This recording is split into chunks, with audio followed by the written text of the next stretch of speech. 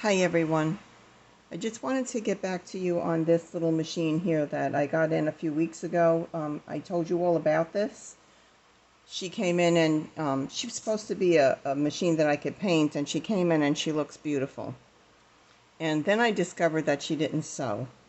So, you know, I had to step away from it for a little while because it was one of those machines that I just went, if I don't step away, someone's going to get hurt, and hopefully it's not me. So I didn't want her to become a parts machine. She's too pretty to do that. So I actually got her working, and I'm going to tell you very briefly what I did, and then I'm going to direct you to better information than what I can give you. So here goes. First, she had an issue. I'll flip the machine over. There we go. First, she had an issue with this, and that's the rotary hook shaft. So what I realized after a while was someone had loosened this up and loosened up a few of the components down here, and this shaft moved to the left. And what that means is this is the shaft that's behind the hook. The hook is right here. The hook is in there. So here you go. Here's your hook, here's your bobbin. I'll take the bobbin out to give you a better idea of what I'm talking about. So, here we go with the light. Let's try this. Okay. That little mark is for me because I was trying different hooks from different machines, and I wanted to remember which hook was the one that came out of this machine. So I marked her myself. So what happens here is this is the shaft that your hook sits on, and it was pushed to the left, which means although my needle was passing in the back of the hook where it should pass, and it was catching the bobbin thread, she was bird nesting like crazy, and none of the tension. I had taken apart all of the tension here and zeroed it out. Those of you who know what I'm talking about when you time a machine, part of it is that you need to zero out your tension if you're going to rebuild. And then I also used a little device, let me see, for the hook, for the bobbin case, to measure whether or not I had the tension on the bobbin correct. Even though, like I said, I tried different pieces, different bobbin cases from different featherweights that I have. So this is a little tool I got from the Featherweight shop. And that is how you would check the tension on your machine. So I could open up that for a moment and give you the correct name of that. It is to help you set your bobbin tension. So it's called the bobbin tension meter, and you could get it at the Featherweight shop. And also, I think I got this one from this gentleman. So if you want to look here, that's his website. But it's very easy to learn how to do that. Again, I'm not going to beat a dead horse. Videos have been done out there on how to use it. Also, the Featherweight shop on YouTube has a tutorial on how to use it. And it's very handy, and what you do is basically hold this ring or set it on something, and then you take your bobbin thread, like you would take your thread. I need 3 hands for this. You would take your thread and put your thread in there from your bobbin case. And then when you pull on this, when your thread moves out of your bobbin case, that is that should fall between 20 and 25. When you start to get that where your thread starts to come out of your bobbin case. So that I took care of. Like I said, I'm not going to re-show that, but I just wanted to let you know that there is a little tool out there, which is pretty awesome. There's a lot of little tools for a lot of little things out there. So what happened is this shaft was pushing too far to the left, and so it was pushing this whole system out. It could have been 1/16 of an inch. The needle was passing where it needed to pass. It was picking up the thread, but like I said, causing a big issue. So it took some research to find, and what I found was if you go to your adjuster's manual, it will tell you exactly how to set it and where that shaft should be sitting, and that shaft should be sitting, I'm not going to do it, you have to take your bobbin, you have to take your hook apart, and you have to see that it is sitting flush in there, flush to the back of the hook. And so on this end,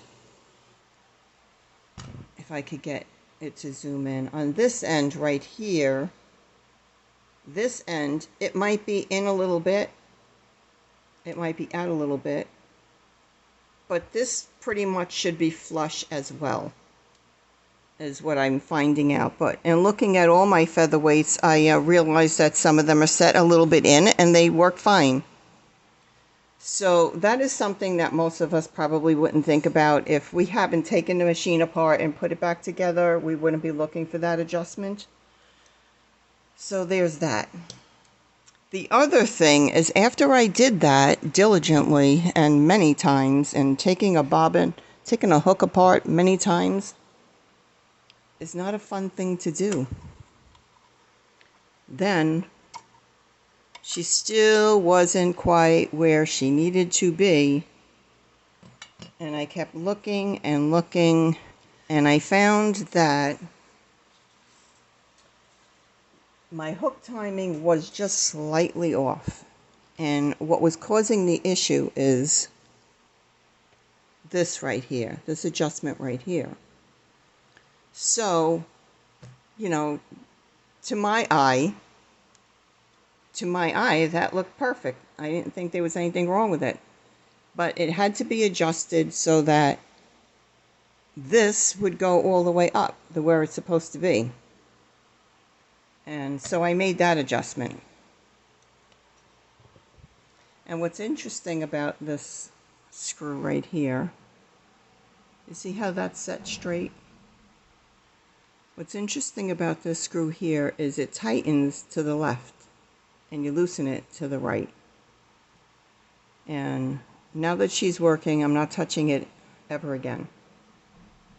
And so I just wanted you to know that she's working and she's good to go. Next thing is she needs to have a spa day. Definitely needs a spa day. You might see that there are some scratches and issues. Here's the bed of the machine. As you can see, she has usual wear and tear. I'll be correcting myself again, but I think she's from 51. I'm not sure. And it's like a house of quadruplets. You can't figure out which is which. Anyway, she's working. I'm going to try to put her back together somewhat and to show you that she is working. She still doesn't have a motor. I have a motor. I'm not sure it's going to go on this machine or the next machine. But, yeah. I just wanted you to know, give you an update on Lil Beast. And Lil Beast is going to surely need a new name soon. So, Maybe her name should be Lorabella for LB. That's kind of cute. Anyway, so that's my update, and hopefully I will get back to you with a few other new projects that I'm working on. I had to take a life break, which was awesome. And so life always comes first, life and family and friends. So thank you so much for watching this update, and I'll see you when I see you. Just jumping back in to let you know that this machine is working out beautifully. Now, this one is the one that I wanted to get to paint, so I didn't care what color I got the machine in. And if you remember, she got here and she was pretty stinky, and I thought that, painting it would be the best option, but she's too pretty to paint because I got her cleaned up and she's working fine. And she's the machine that I've been sewing dresses for the girls on. Project Dress a Girl 2024. If you don't know about it, it's a program where they they request people out there. They put out all calls. If anyone wants to make dresses to donate to the children in the orphanages in Haiti and around the world. And every year there's a drive to make dresses for those girls in need. And this will be the third year I participated in that. And maybe I'll put up a picture or two of some of the dresses I've already made. I hit the ground running. I didn't wait for September because usually the drive is for the whole month of September, but I didn't want to do a crunch time thing, so I've been kind of sewing dresses for the past 6 months. And that's that. But I just wanted you to know, she's doing great. She's doing great. I love her. She's got a little, knob under there. You could drop the feed dogs. And I thought I might do something with her, but the more I look at it, the more I feel she deserves to stay the way she is. And her light works. I changed the light out to an LED. And I use my extra light, one of these little gizmos. Gives me extra light when I'm sewing. And pretty much she stays set up. So I'm going to have to either get rid of my couch and recliner so I could put a few more tables in here. Ha ha ha. Not going to do that. Anyway, thanks for watching. See ya when I see ya. Hi, I just wanted to show you her sewing.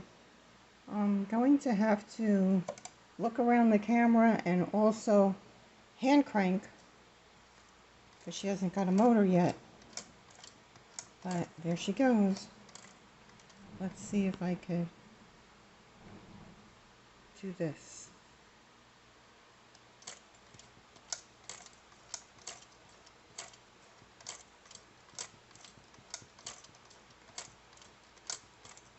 Is that enough? Sure. Let's do this. And let's take a look. Okay, so that's the bobbin stitches that I did earlier. And here's the back of that.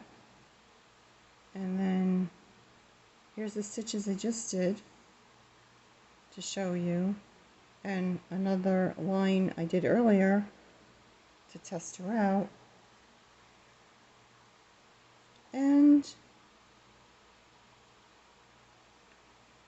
she's doing what she was meant to do.